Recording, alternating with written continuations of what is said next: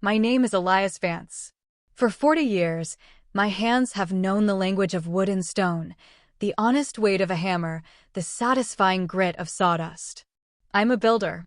Not of sprawling commercial complexes, but of homes.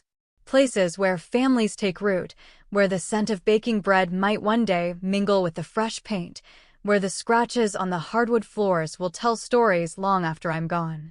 I built my own home, a sturdy craftsman nestled among the tall firs of Port Blossom, a quiet city just north of Seattle where the air always smells of rain and salt water. I built it for my wife, Eleanor, and for the family we planned to raise within its walls. I thought its foundation was as solid as the bedrock it rests upon. I was wrong. I was driving past my son-in-law's house and decided to check on him, but when I saw my wife's car at the gate, a pearl-white Audi that should have been in our garage, my heart clenched with a premonition of trouble. It was a Tuesday afternoon, gray and damp, the kind of day that usually kept Eleanor at her book club or running errands in the village. A quiet voice in my head, the same one that warns me of a warped board or an unsteady joist, whispered, "Something's wrong." I parked my old Subaru a block away, the engine's rumble dying into the misty silence. I approached the house on foot, my work boots silent on the wet lawn. The house, a sleek modern box of glass and steel that Julian had designed for himself, always felt cold to me, more of a statement than a home. Through a gap in the stylish linen curtains of the living room window, I saw them. Eleanor was lounging on the minimalist sofa, a glass of wine in her hand, looking more at ease than she ever did in our comfortable, lived-in home. Julian, my daughter Clara's husband, leaned against a bookshelf, his expression a familiar mix of ambition and disdain. "Once the old man signs the papers, it's done," Eleanor was saying, her voice a low murmur that carried on the damp air. The tinkling laugh that followed was a sound I had once associated with joy, with shared secrets over dinner, with the early days of our love. Now it sounded like ice cracking. He'll be so lost in his grief, he won't even read the fine print. My own breath caught in my throat. I stood frozen, half hidden by a rhododendron bush heavy with rain. My world, which moments before had been a solid, well-built structure, was tilting on its axis. "The timeline is perfect," Julian said, his voice the smooth, confident tenor of a lawyer who knows he holds all the cards. "We file in August. Claim irreconcilable differences.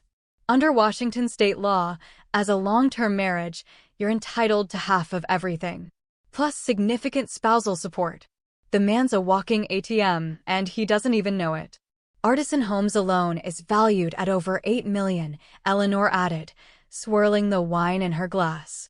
Then there's the rental properties, the cabin on Orcas Island, the investment portfolio. We're looking at nearly $15 million total." My hands trembled as I fumbled for my phone. My fingers, usually so steady, felt clumsy and foreign. I found the voice memo app and pressed record, holding the phone close to my chest, angling it toward the partially open window. Julian gestured toward a sleek leather briefcase on the coffee table. "The beautiful part is his nature. Elias is a creature of habit and trust. He has no idea we've been quietly gathering documentation for the past year. Bank statements, property deeds, business valuations. I've copied everything. He practically handed us the blueprints to his own financial ruin." "A year," Eleanor mused, inspecting her perfectly manicured nails. "A year of pretending to care about his tedious stories of lumber prices and zoning permits. A year of nodding sympathetically when he fretted about payroll for his crew." She took a slow, deliberate sip of her wine. "God, the man actually thinks I still love him." The word struck me with the physical force of a blow. A twig snapped under my boot. Inside, their heads shot up, their conversation cut short. They looked like two startled deer caught in the beam of a hunter's light. I flattened myself against the cool, damp siding of the house, my heart hammering against my ribs, a cold sweat breaking out on my brow despite the chill in the air. "Did you hear something?" Eleanor's voice was sharp, laced with paranoia. A long pause. "Probably just a neighbor's dog," Julian said, his voice regaining its composure. "You're getting jumpy. Can you blame me? If Elias found out before we were ready." "He won't," Julian scoffed, his laughter brittle and condescending. The man couldn't spot a betrayal if it was written on the blueprints he pores over every night. By Christmas, you'll be divorced, wealthy, and living the life you deserve. I forced myself to stay there, hidden in the shadows, my phone silently capturing every poisonous word. When I finally crept back to my car 15 minutes later, the man who had walked up to that window was gone.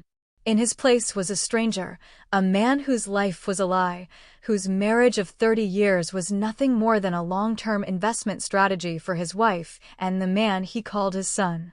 The briefcase on that coffee table haunted me. A year of planning, of systematic deception.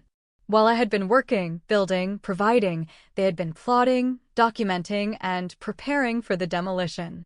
I sat in the driver's seat, staring at my hands on the steering wheel. These were the same hands that had built a business from a single pickup truck and a set of inherited tools. The hands that had held Eleanor's when we'd said our vows. The hands that had rocked our daughter, Clara, to sleep. Eleanor's words echoed in the hollow space where my heart used to be. The man actually thinks I still love him. The most devastating part was that, until 30 minutes ago, I absolutely did. The front door of Julian's house opened just as I was about to turn the key in the ignition. Eleanor emerged first, her designer handbag swinging from her shoulder. Julian followed, adjusting the knot of his silk tie with a practiced, smug motion.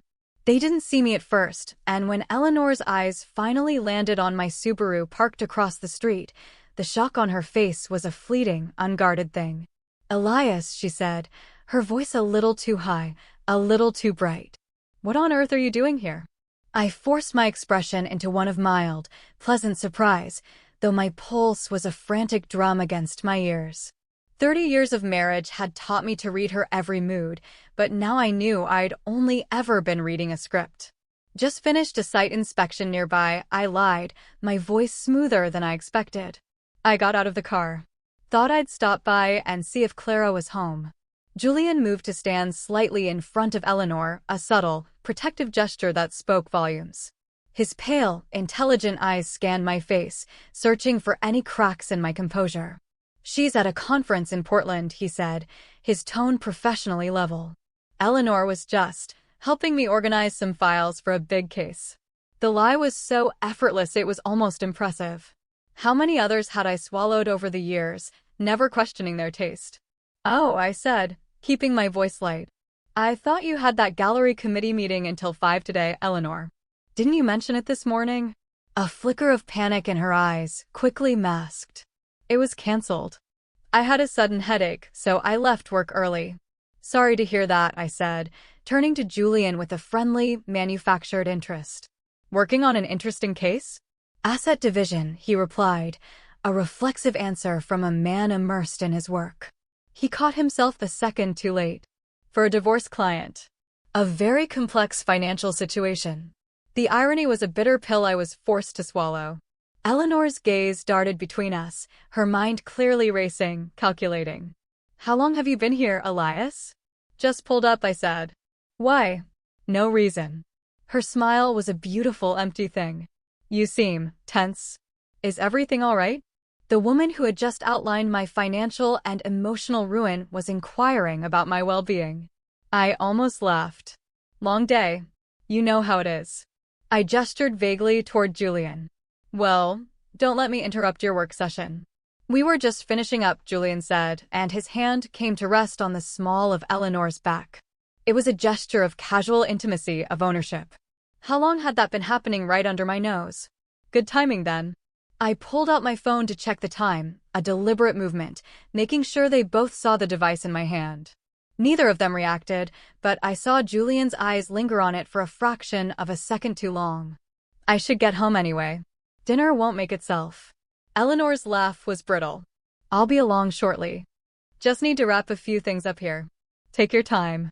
I opened my car door, then paused, as if a thought had just struck me. "Oh, Eleanor." The Salish Lodge called. They needed to confirm our anniversary reservation for next month. I told them we'd be there. Her face went blank. It was the unmistakable look of someone caught in a lie they hadn't prepared for. We had no such reservation.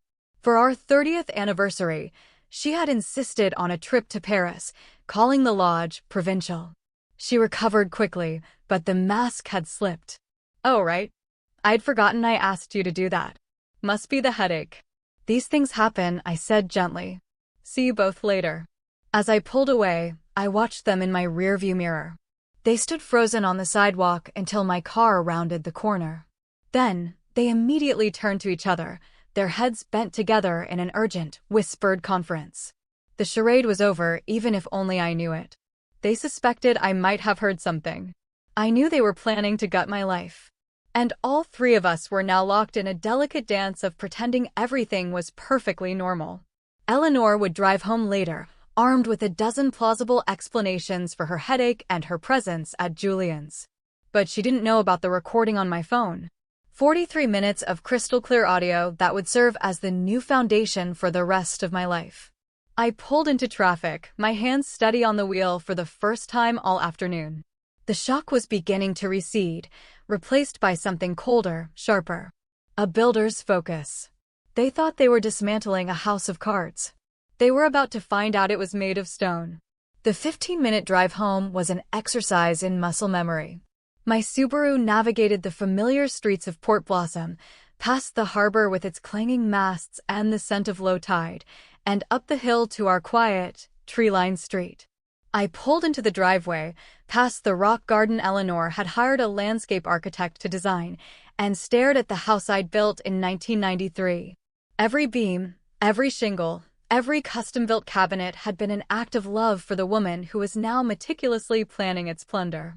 The house was silent when I entered, but the silence felt different. It was no longer peaceful, it was hollow, empty. The life I thought it contained had been an illusion. On the mantelpiece, a silver-framed photograph from our wedding day caught my eye. Eleanor, radiant and hopeful in ivory lace. Me, a younger man with more hair and fewer lines around my eyes, looking at her as if she were the only person in the world. I was 35 then, my company, Artisan Homes, finally stable after a decade of dawn-to-dusk workdays. She was 24, a paralegal at a downtown firm, with eyes that sparkled when she talked about the future. We'd met when she hired my company to renovate her small condo. She'd argued with me over every detail, from the type of grout in the bathroom to the finish on the kitchen cabinets. She was intelligent, fiery, and she challenged me. I was captivated. Our first date at a small Italian restaurant on the waterfront lasted until they swept the floors around us.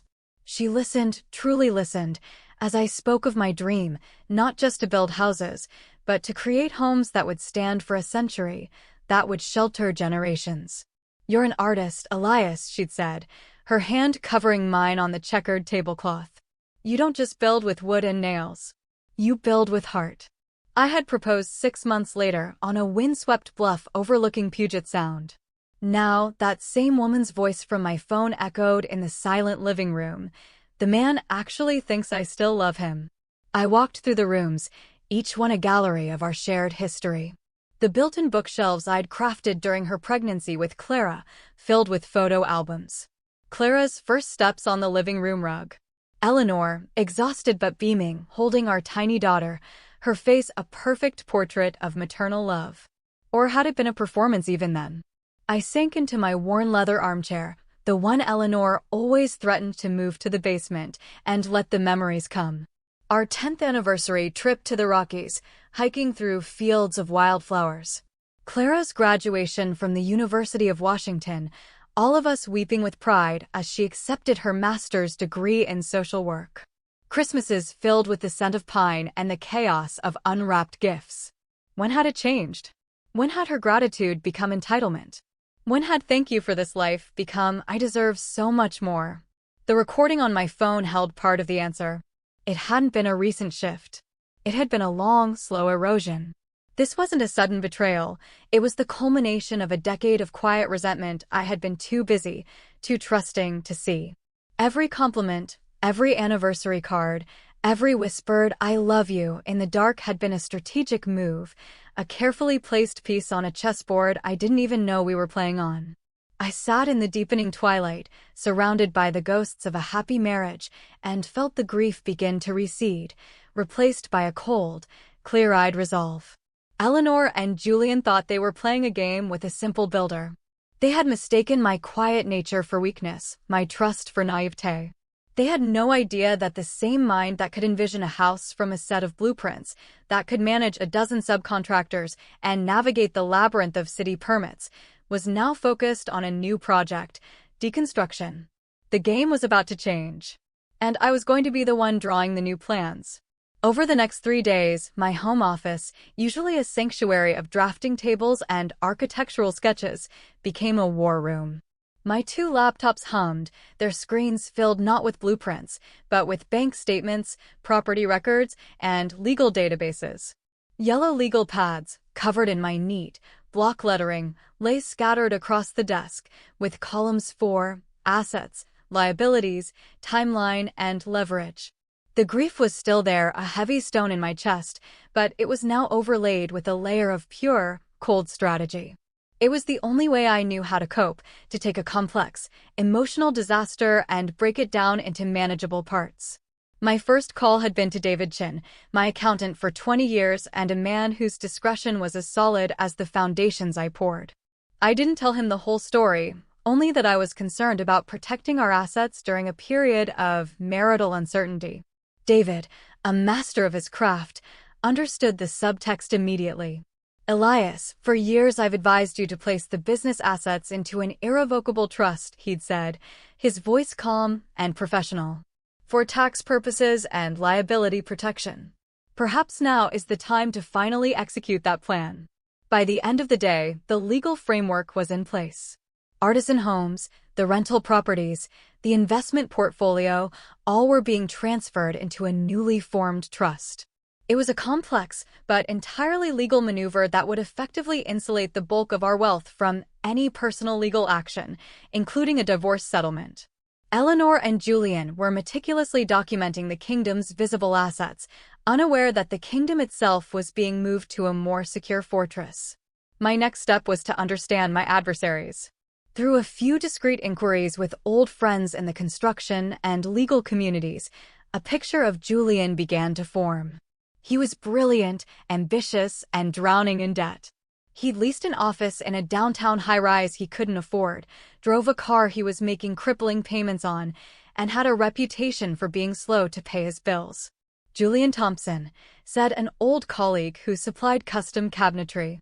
Sharp as a tack, but his checks have a nasty habit of bouncing. I wouldn't extend him $1 of credit. The Washington State Bar Association website was even more illuminating. 2 formal complaints had been filed against him in the past 18 months, both involving the mishandling of client funds. Both were dismissed, but the accusations left a permanent stain on his record. Eleanor's vulnerabilities were more personal, but just as revealing. A quick review of our joint credit card statements, which she believed I never checked, told a story of escalating spending. Lunches at expensive restaurants I'd never heard of, charges from high-end boutiques in Seattle, and a recurring monthly payment to a wellness spa that coincided perfectly with the days she claimed to be at her volunteer meetings. Most damning of all were a series of cash transfers, totaling nearly $50,000 over the past 6 months, to a savings account I didn't recognize. A little more digging revealed the account was held jointly by Eleanor Pendleton and Julian Thompson. They hadn't just been plotting, they had been actively commingling funds.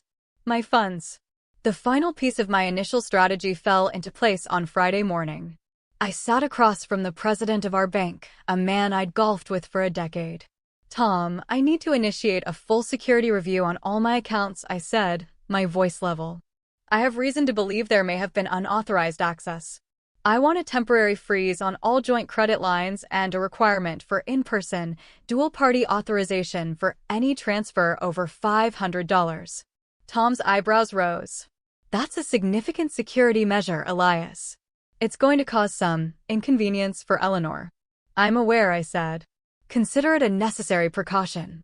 The freeze took effect at 11:52 a.m., just as Eleanor would have been settling in for her weekly Friday lunch with her circle of friends at the Port Blossom Yacht Club.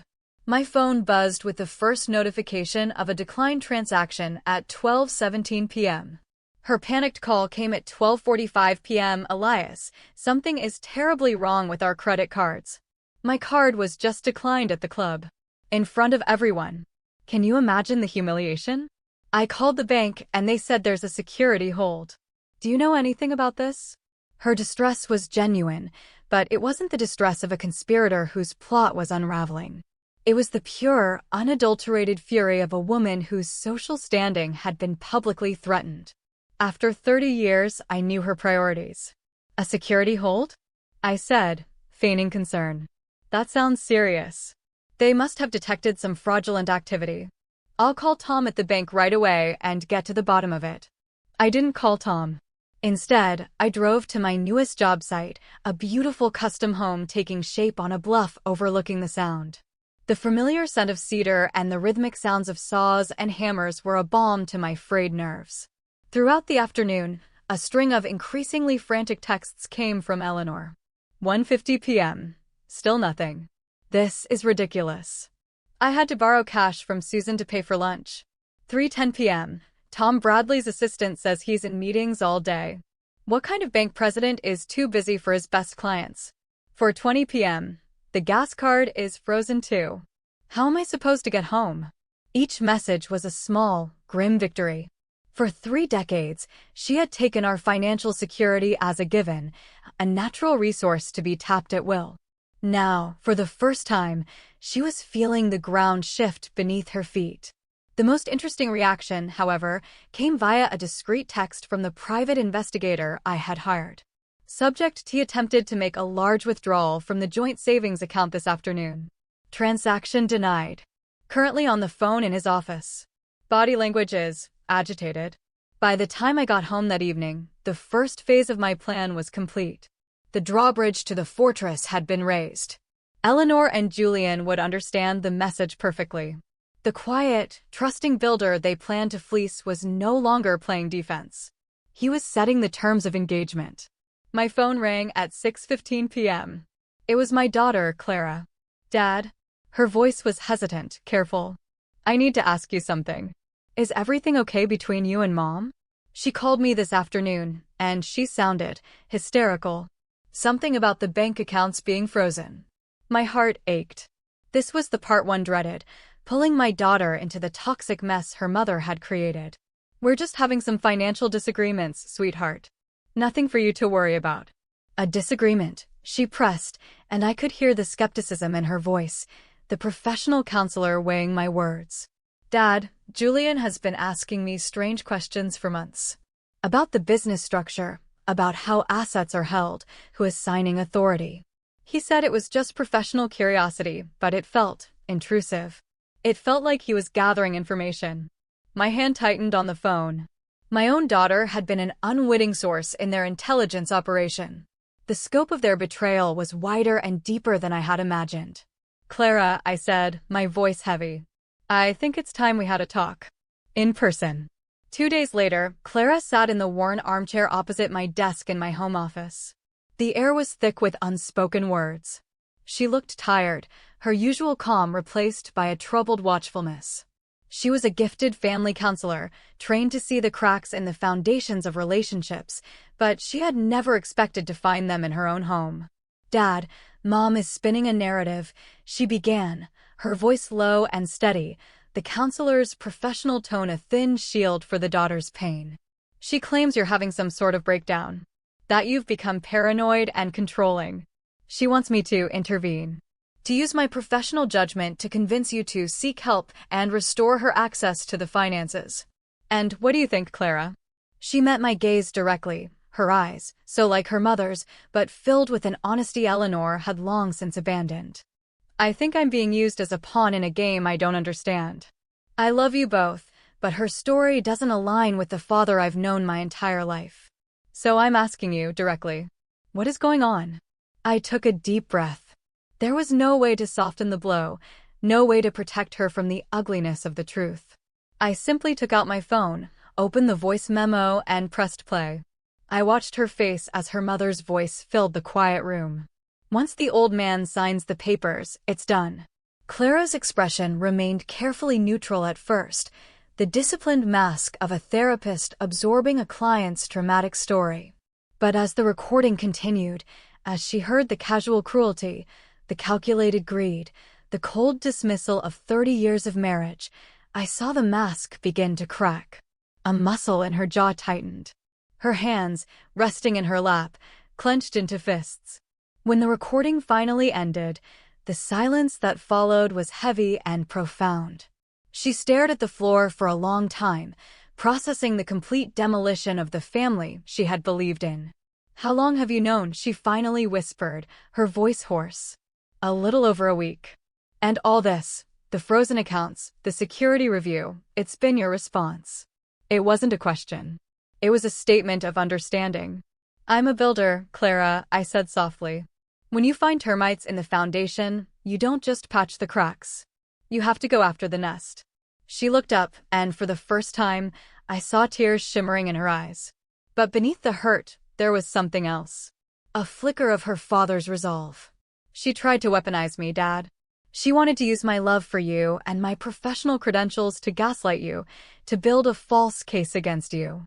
The pain of that realization was a fresh wound, separate from the one her mother had inflicted. "I'm so sorry, sweetheart. I never wanted you in the middle of this." "I'm not in the middle," she said, her voice gaining strength. "I'm on the side of the truth." She stood up, her movements decisive. "What are you going to do?" "I'm going to protect what I've built. My business, this home, my self-respect." "Good," she said, wiping a tear from her cheek with the back of her hand. "Then I have to do the same." She walked out of my office with a purpose that both broke my heart and filled me with a fierce, powerful pride. I knew where she was going. She was going home to confront her husband, to protect the foundations of her own life. The war had been a quiet one until that point, a series of strategic maneuvers and countermoves.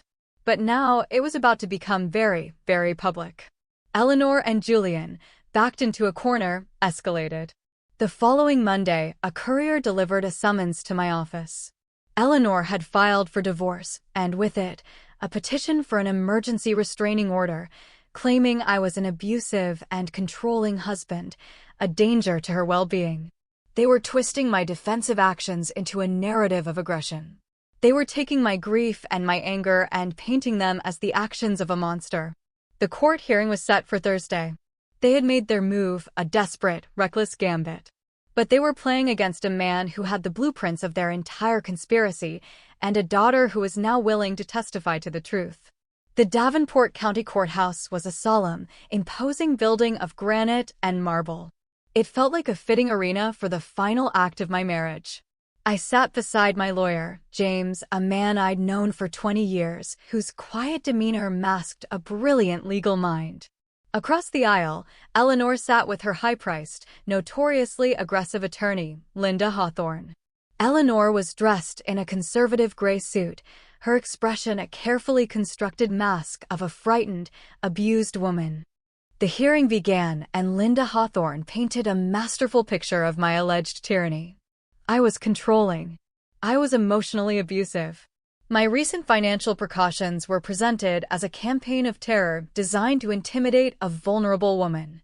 Eleanor took the stand, her voice trembling as she recounted fabricated stories of my supposed rages and my attempts to isolate her. It was a stunning performance. For a moment, watching her, I almost believed it myself. When it was our turn, James didn't begin with a rebuttal. He simply said, "Your Honor, before we proceed, the defense would like to present Exhibit A." He placed a small digital recorder on the table. "This is a recording of a conversation that took place on the afternoon of April 16th between the plaintiff, Mrs. Eleanor Pendleton, and her son-in-law, Mr. Julian Thompson." A flicker of pure panic crossed Eleanor's face. Her lawyer shot her a furious, questioning look. James pressed play. The courtroom was silent, save for the recorded voices of my wife and son-in-law, their words echoing off the polished wood walls. "Once the old man signs the papers, it's done. The man's a walking ATM, and he doesn't even know it. A year of pretending to care. God, the man actually thinks I still love him." I didn't look at Eleanor. I looked at the judge, a stern, experienced woman named Judge Carol Brady. I watched her expression shift from professional neutrality to cold, undisguised contempt. When the recording finished, she stared at Eleanor for a long, silent moment. "Mrs. Pendleton," the judge said, her voice dangerously quiet. "Would you care to explain this recording?" Eleanor was speechless. Her lawyer, realizing she had been used to file a fraudulent claim, stood and addressed the bench. "Your Honor, in light of this new information, of which I had no prior knowledge, I must ask to withdraw as counsel." The judge nodded. Motion granted. She then fixed her gaze back on my wife. "The petition for a restraining order is denied with extreme prejudice, and I am referring this entire matter to the district attorney's office for an investigation into perjury and conspiracy to commit fraud." The sound of her gavel was the cleanest, most final sound I had ever heard. It was the sound of a rotten structure being condemned. The aftermath was swift and brutal. Faced with the recording and the threat of criminal charges, Eleanor agreed to a quiet, swift divorce. Our prenuptial agreement, which she had signed 30 years ago and clearly forgotten, was ironclad. She walked away with her personal belongings and a small cash settlement, a fraction of the fortune she had tried to steal. Julian was disbarred. The Bar Association's investigation, spurred on by my formal complaint and the evidence from the hearing, uncovered a history of mishandling client funds. He lost his license, his fancy office, and his reputation. Clara filed for divorce the day after the hearing. It was a painful, difficult decision, but one she made with a clarity and strength that awed me. She sold the cold, modern house and started her own private counseling practice, specializing in helping families navigate betrayal and rebuild trust. Our relationship, forged in the fire of this crisis, is stronger than it has ever been. Last I heard, Eleanor moved back to the Midwest to live with her sister. Someone told me she's working as a receptionist in a dental office. Sometimes, late at night, I sit in my leather armchair in the quiet house I built. The silence is different now. It's not the hollow silence of lies, but the peaceful silence of solitude of truth. I am a builder. I know that sometimes a structure is so rotted from within that it cannot be saved. It must be torn down to the foundation, and you have to start again, on solid ground. My life is smaller now, quieter. But it is honest. And for the first time in a very long time, it is entirely my own.